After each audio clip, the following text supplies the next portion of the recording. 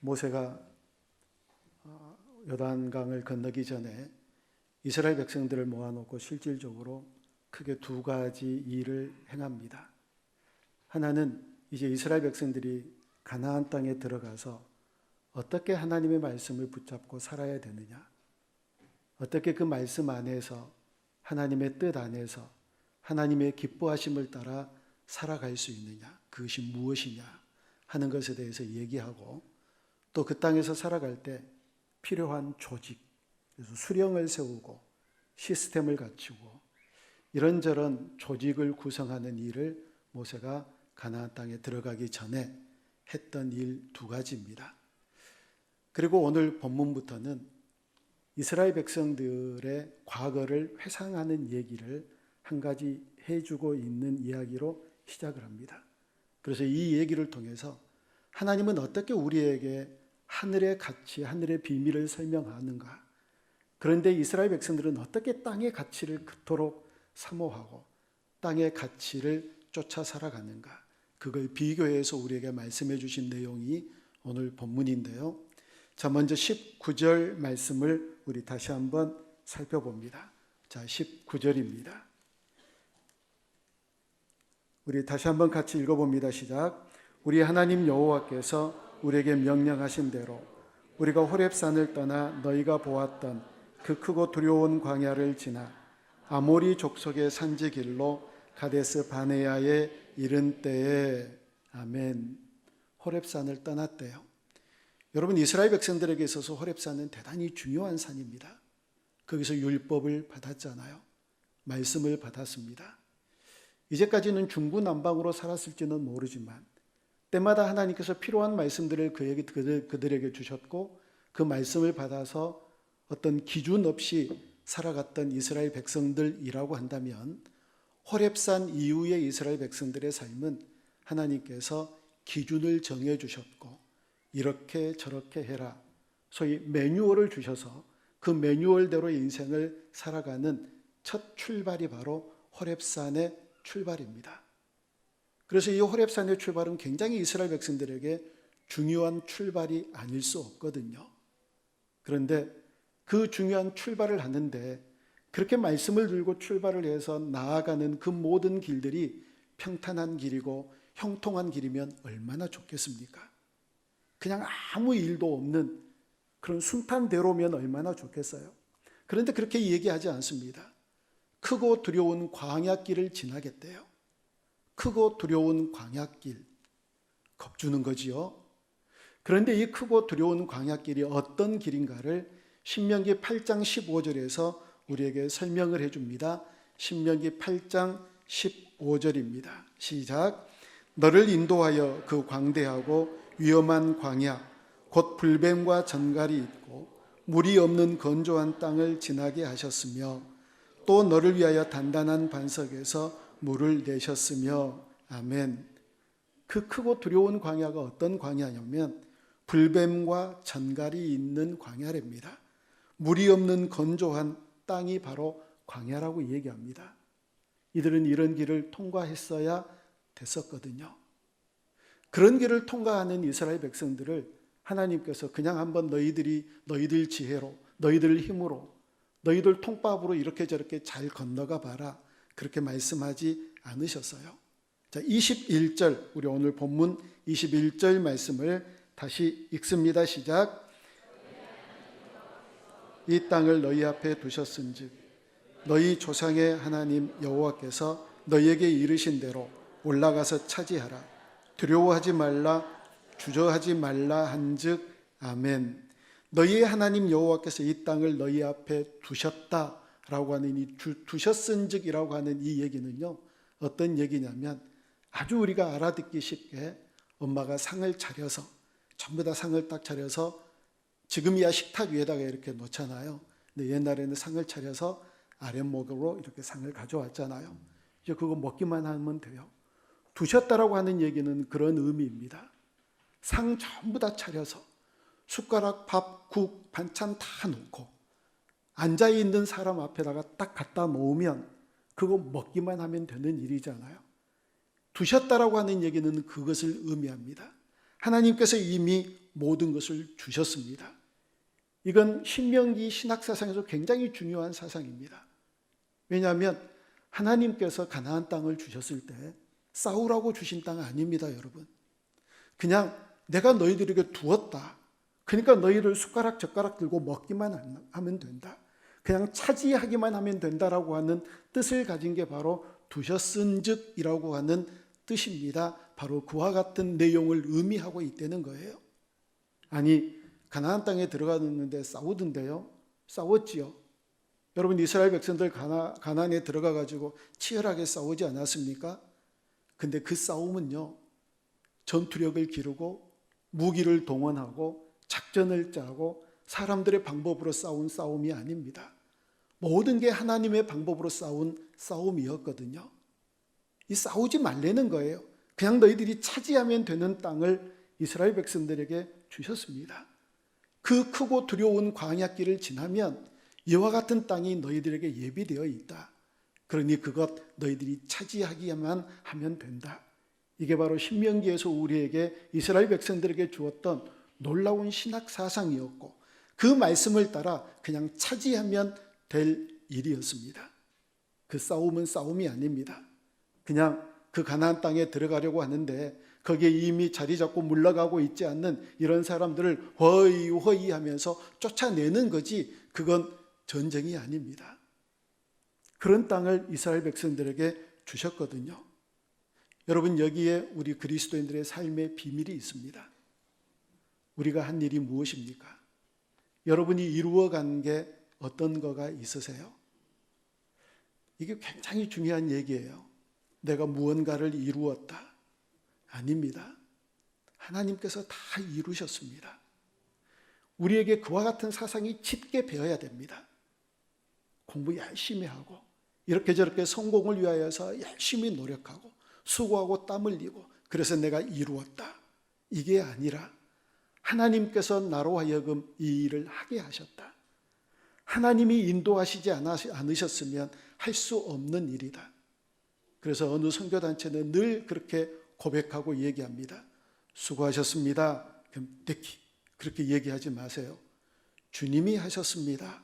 라고 그렇게 고백하랍니다. 그 선교단체에서는 수고하셨다는 얘기를 1절 금합니다. 내가 무슨 수고를, 내가 어떤 노력을 했다고. 그거 다 주님이 하셨습니다. 주님이 하신 일에 내가 도구 되었을 뿐입니다. 정말 그렇게 고백하는 선교단체가 있거든요. 여러분, 이 고백이 우리의 고백이 되어져야 됩니다. 이게 그리스도인들의 놀라운 비밀이어야 되거든요. 내가 열심히 일한 것 같지만 생각해 보세요. 제가 자주 하는 얘기입니다. 하나님이 우리 뇌 구조의 회로 하나만 건드려 버리시면 아무것도 할 수 없는 존재가 우리입니다. 우리 회로 하나, 우리 뇌에서 흐르고 있는 핏줄 하나 터지게 하거나 멎게 하거나 멈추게 하거나 이렇게 돼버리면 아무것도 할 수 없어요. 하나님이 우리에게 건강 주셔서 일을 하게 되고 하나님께서 우리에게 일을 하게 하셔서 이 모든 일들을 이루어 간 줄 믿습니다. 이 사상으로 살아가야 되거든요. 자, 그 내용을 그렇게 살아갈 수밖에 없는 존재라고 하는 사실을 오늘 본문 33절 마지막 절에서 우리에게 이렇게 얘기를 해주고 있거든요. 우리 다시 한번 같이 읽어봅니다. 시작. 그는 너희보다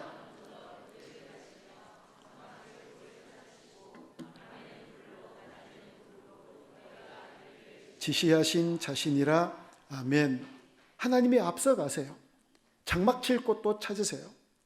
그래서 제가 이사하는 집에 가서 주로 이 성경 본문을 가지고 설교를 좀 하는 편입니다.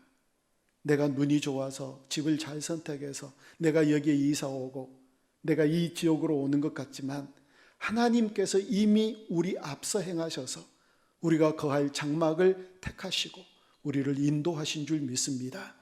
이 사상이 깊게 우리 안에 자리 잡으면은요, 여러분 오늘 새벽에도 그 내용을 가지고 말씀을 나누었었거든요. 우리의 삶의 고비고비마다 일상에서 중간중간에 하나님께서 우리를 위하여 어떻게 일하셨는가 하나님의 일하시는 흔적을 발견할 수 있다고요. 아브라함의 종이 이삭의 아내를 구하러 가는 그 모든 여정들을 보면 군데군데 하나님이 어떻게 지나가셨는지, 하나님이 어떻게 사람들의 마음을 움직이셨는지, 하나님이 어떻게 일하셨는지 다 보이거든요. 하나님의 손길이, 하나님의 역사하심이, 하나님의 섭리가, 하나님의 일하심이 보이거든요. 여러분, 이 눈을 뜨고 우리의 일상을 바라볼 때 모든 것이 하나님의 인도하심이요 하나님의 역사하심을 반드시 발견하게 될 줄로 믿습니다. 그런데 사람들은 늘 힘의 논리로 세상을 살아가려고 하거든요. 하늘의 비밀은 이러하는데 세상 사람들은 세상의 가치관을 가지고 살아가려고 그러거든요. 이스라엘 백성들이 그랬어요. 너희들 앞서 행하시는 그 하나님 믿고 따라가면 되는데, 아니 이미 그 상을 두셨으면 그냥 받아 먹으면 되는데, 계속해서 세상적인 논리, 세상적인 가치관으로 살다 보니까 이런 작전을 짜게 됩니다. 22절 말씀을 보겠습니다. 자, 본문 22절 말씀입니다. 시작. 너희가 다 내 앞으로 우리가 사람을 우리보다 먼저 보내어 우리를 위하여 그 땅을 정탐하고 어느 길로 올라가야 할 것과 어느 성읍으로 들어가야 할 것을 우리에게 알리게 하자 하기에 아멘. 정탐하려고 하는 건 뭐지요? 정탐해서 상황에 따라서 우리도 작전도 짜고 이런저런 준비도 하고 우리식의 어떤 준비와 우리식의 어떤 싸움 할 것을 미리 대비하자라고 하는 그런 얘기잖아요. 아니 두셨다니까요. 뭘 상차릴 준비를 해요? 오늘 뭘 먹을 걸 준비를 합니까? 생각을 합니까? 그냥 먹으면 되는 땅이 바로 하나님께서 주신 가나안 땅이었습니다. 정탐하자고 하는 얘기는 사람의 생각으로 사람의 방법으로 어떤 계획을 세워보자고 하는 얘기였거든요. 하나님 그 땅, 그런데 여러분 그 땅은 그런 땅이 아니었어요. 신명기 8장 7절부터 10절을 한번 봅니다. 제가 읽어드리겠어요. 내 하나님 여호와께서 너를 아름다운 땅에 이르게 하시나니 그곳은 골짜기든지 산이든지 시내와 분천과 샘이 흐릅니다. 밀과 보리의 소산지요 포도와 무화과와 석류와 감람나무와 꿀의 소산지라. 9절 같이 읽습니다. 네가 먹을 것에 모자람이 없고 네게 아무 부족함이 없는 땅이며 그 땅의 돌은 철이요 산에는 동을 캘 것이라. 네가 먹어서 배부르고 내 하나님 여호와께서 옥토를 네게 주셨으므로 말미암아 그를 찬송하리라. 아멘. 여러분 지금 이 땅을 차지했나요? 아직 안 했나요? 차지하기 전이잖아요. 아니 그 땅에 들어가기도 전이에요. 그런데 이미 주셨은즉 주셨대요. 이미 우리에게 그들에게 그 땅은 수여된 땅입니다. 그래서 뭐라고 얘기하나요? 찬송하래요. 아니 받고 나서나 찬송해야지요. 하나님께서 주신 것 받아들고 아니 좀 만지기라도 하고 아니면 눈으로라도 좀 보기라도 하고 발이라도 한 발 디뎌 보기라도 하고 그래야 찬송이 나오잖아요. 그런데 찬송하래요. 왜요? 이미 그거 주셨으니까. 그런데 뭘 그걸 정탐을 해요? 뭘 그걸 재보나요? 어떤 작전을 짜려고요? 무슨 무기를 준비하고 어떤 전략을 짜서 어떻게 전쟁을 준비하려고요? 그거 필요 없거든요. 그냥 믿음으로만 나아가면 되는 땅이었으니까요. 여러분 우리 그리스도인들에게 약점이 뭐냐면 하나님께서 이렇게 약속하신 그 약속을 잘 신뢰하지 못한다는 데 있습니다. 왜 그런지 아세요? 내가 나도 잘 못 믿잖아요. 그리고 우리 주변에 수없이 많이 신뢰할 수 없는 사람들을 많이 만나잖아요. 요즘에 누구를 믿을 수 있겠던가요? 어떤 지도자를 믿을 수 있겠던가요? 믿을 사람 아무도 없잖아요. 아빠하고 아들하고 목욕탕에 가서 하는 얘기가 아니라 그게 나중에 알고 보니까 진리더라고요, 거의. 그러니까 잘 못 믿는 거예요. 그렇다고 하나님마저도 못 믿는 겁니다. 하나님에 대한 약속에 대한 신뢰가 없으니까 계속해서 정탐을 하고 이미 준 상도 받아 먹지를 못하는 이 어리석은 백성들. 그러나 하나님은 그런 하나님이 아니시거든요. 자, 우리 출애굽기 3장 7절 말씀, 얼마나 귀한 말씀인지 한번 같이 읽어봅니다. 시작. 여호와께서 이르시되 내가 애굽에 있는 내 백성의 고통을 분명히 보고 그들의 감독자로 말미암아 부르짖음을 듣고 그 근심을 알고. 아멘. 자, 이 단어를 보세요. 내 백성의 고통을 분명히 보았어요. 그들의 감독자로 말미암아 부르짖음을 듣고 들으셨대요. 그 근심을 알고 아셨대요. 보고 듣고 아셨으면 되는 일이잖아요. 보고 듣고 아셨어요. 이 말씀에서 우리가 착각하거나 잘못 생각하지 말아야 될 게, 하나님께서 부르짖었으니까 들으셨구나, 그렇게 생각하면 안 돼요. 이건 1차적이에요. 근데 그 안에 궁극적으로 뭐가 있느냐면, 우리 출애굽기 2장 23절부터 24절 말씀을 읽어봅니다. 시작. 여러 해 후에 애굽 왕은 죽었고 이스라엘 자손은 고된 노동으로 말미암아 탄식하며 부르짖으니 그 고된 노동으로 말미암아 부르짖는 소리가 하나님께 상달된지라. 하나님이 그들의 고통 소리를 들으시고 하나님이 아브라함과 이삭과 야곱에게 세운 그의 언약을 기억하사. 아멘. 고통 소리를 듣긴 하셨어요.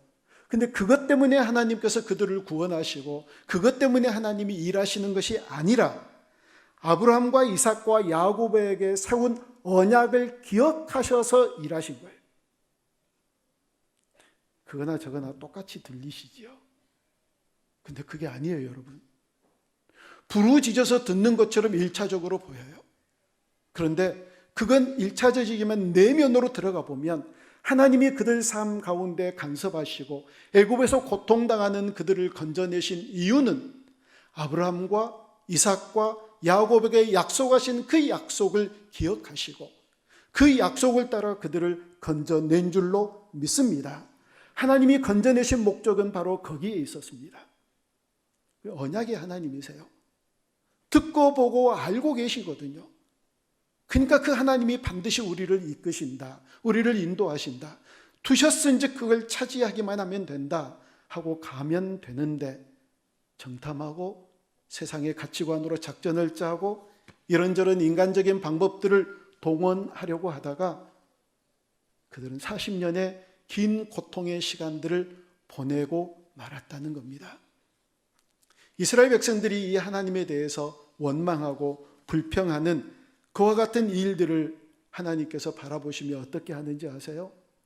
불평하면 불평한 대로 하나님이 응대하세요. 자, 우리 민수기 14장 26절 28절 말씀을 같이 한번 읽어봅니다. 시작.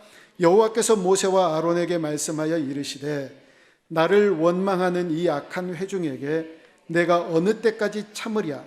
이스라엘 자손이 나를 향하여 원망하는 바 그 원망하는 말을 내가 들었노라.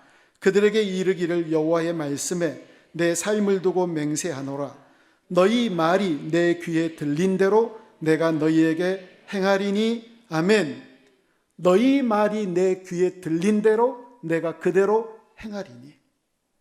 불평하는 사람들에게는 불평한 대로 행하고 감사하는 자들에게는 감사한 대로 행할 줄로 믿습니다. 그래서 우리가 말을 얼마나 조심하고 주의해야 될 것인가를 오늘 여기에서도 말씀해 주시잖아요. 들으신 대로 하나님께서 행하신대요. 이스라엘 백성들의 불평 소리를 다 들으셨거든요. 아이고, 이렇게 큰 거인 같은 이 아낙 자손이 있는 데로 가면 우리는 메뚜기처럼 이리 뛰고 저리 뛸 것이 틀림없다. 그것 그대로 들으시고 40년 동안 이리 뛰고 저리 뛰면서 방황하게 하다가 요단강에 도착하게 하셨잖아요. 불평한 자들은 그대로 행하세요. 그러나 감사한 자들은 그대로 그 감사한 조건대로 그 말대로 감사하는 내용대로 하나님께서 복을 우리에게 내려주실 줄로 믿습니다. 어떠한 상황이냐가 중요하지 않습니다. 하나님이 때로는 섭리의 땅으로 우리를 인도해 가시면서 약속의 길로 인도해 가시면서 말씀드렸지요. 이스라엘 백성들 약속하신 땅으로 인도해 가시면서 그게 그냥 평탄한 길 아니었잖아요. 순탄한 대로 아니었잖아요. 크고 두려운 광야였잖아요. 우리도 그와 같은 길 만날 수 있잖아요.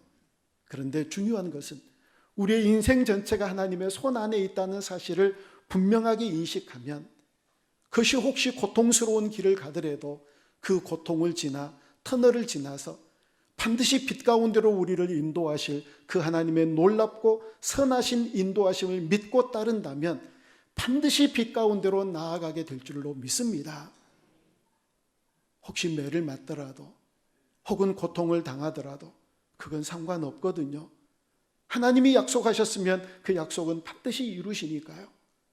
자, 그 말씀을 어떻게 에레미야 선지자를 통해서 우리에게 해주시느냐면 에레미야 29장 7절부터 10절입니다.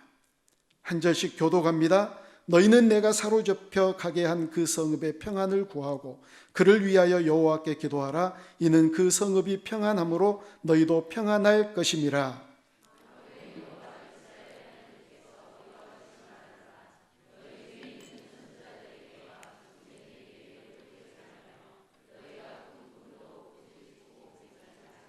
내가 그들을 보내지 아니하였어도 그들이 내 이름으로 거짓을 애언함이라. 여호와의 말씀이니라.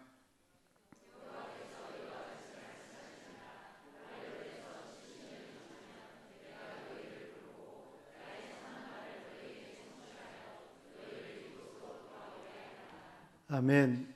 이스라엘 백성들이 바벨론에 끌려갔지요. 포로 생활, 처참한 포로 생활을 했습니다.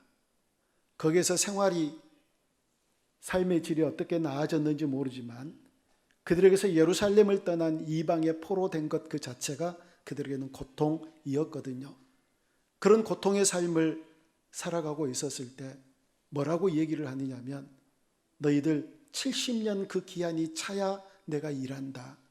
그러니까 그 땅을 원망하고 그 땅을 증오하고 그 나라와 대적하려고 하지 말고 오히려 바벨론의 평안을 구해라. 그러면 너희들이 평안할 것이다.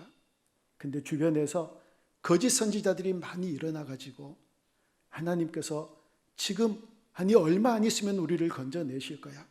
하나님께서 지금 곧 얼마 안 되면 우리를 포로에서 귀환하게 해주실 거야. 조금만 참아 이렇게 얘기를 했던 거짓 선지자들이 많이 있었거든요. 그런 사람들의 꾀임에 절대 빠지지 말아라. 너희들이 또 어떤 꿈을 꾸든지 그거 간직하고 있지 말아라. 여러분 오늘 거기에 보세요. 뭐라고 얘기하느냐면 너희가 꾼 꿈도 고지 듣고 믿지 말라. 여러분 꿈 많이 꾸시죠? 저에게 종종 그런 분들이 계세요. 목사님, 제가 이런 꿈을 꾸었는데 이거 이제 뭐 해석까지는 아니지만 제가 해석할 수 있는 요셉이 아니라서 제가 정시거든요. 그래서 해석을 할 수 없어서 뭐 해석까지는 얘기하지 않지만 뭐 의미를 뭐 이렇게 저렇게 얘기를 하시는 분들에게 제가 꼭 그렇게 얘기를 해요. 그 꿈 손에 쥐고 있지 마세요. 그 꿈 주머니에 담고 다니지 마세요. 그 꿈 마음에 새기지 마세요. 계속 그 꿈 바라보다가 진짜 꿈꾸는 사람이 돼버려요. 꿈은 여기서 믿지 말라고 그러잖아요. 듣고 계속해서 그것 간직하고 있지 말라고 그러잖아요. 하나님께서 저에게도 황홀한 꿈을 주신 때가 있었거든요. 근데 그건 안 잊어버려지더라고요. 그 참 황홀하다, 참 좋다 하고 그냥 넘어가면 될 일이에요. 혹시 좋지 않는 꿈 꾸면 좋지 않는 꿈 꿨네 하고 그냥 넘어가면 될 일입니다. 그걸 계속 꿈을 가지고 묵상하고 있으면 꿈꾸는 사람이 되어버린다니까요. 현실과 상관없는. 계속해서 바벨론에 있으면서 헛된 꿈을 꾸고 하나님의 약속이 70년이에요. 그럼 그 70년 동안 매 맞으라고 그러면 매 맞아야지 어떻게 하겠어요? 거기서 일정량의 고통을 채우라고 그러면 고통 채워야지 어떻게 하겠어요? 그러나 그 고통 가운데 있으면서도 잊지 말아야 될 것은 반드시 하나님이 포로 가운데서 너희들을 이끌어내신다, 자유케 하신다. 그 하나님의 섭리를 인정하고 그 하나님을 온전히 신뢰할 때 하늘의 비밀을 깨닫고 오히려 평안을 누리며 하나님이 하실 일들을 기대하며 어떤 고통이라도 능히 이겨내는 복된 하나님의 사람들이 되어질 줄로 믿습니다. 여러분, 하늘의 가치는 우리가 생각하는 것과 다릅니다. 하늘의 비밀은 세상의 가치와 다릅니다. 하늘의 비밀이라고 해서 모든 것들이 형통하지만은 않습니다. 세상의 가치라고 해서 모든 것이 다 필요 없는 것 아니듯이 마찬가지입니다. 하늘의 비밀한 길을 따라가더라도 고통의 길이 있을 수 있고 크고 두려운 광야의 길을 걸어갈 수 있지만, 중요한 건 하나님이 그 길을 가라고 이끄셨다면 반드시 하나님은 마지막에 선한 길로 우리를 이끄시고 우리의 삶을 온전케 하실 하나님이심을 신뢰해야 될 줄로 믿습니다. 하나님이 그런 하나님이시거든요. 여러분, 하나님은 고약하신 분 아니세요. 하나님은 선하신 하나님이십니다. 우리가 어떤 고통을 당하고 힘든 일을 경험한다 할지라도 사람이 감당할 시험 밖에는 너에게 당할 것이 없다, 감당치 못할 시험 당함을 허락지 아니하신다, 시험 당할 쯤에 또한 피할 길을 내시는 하나님이 저와 여러분의 하나님이신 줄로 믿습니다. 어떤 상황에 있든지 하늘의 길을 바라보며 세상의 가치관으로 계산하고, 핵 쐈으니까, 무기 미사일 쐈으니까 우리도 핵 개발하자, 뭐 했으니까 우리도 뭘 하자, 이런 세상의 힘의 논리로 삶을 살아가는 것이 아니라 하늘의 비밀을 깨닫고 하나님의 약속을 따라 믿음으로 승리하며 살아가는 저와 여러분들이 다 되어줄 수 있기를 주님의 이름으로 축원합니다. 기도하겠습니다.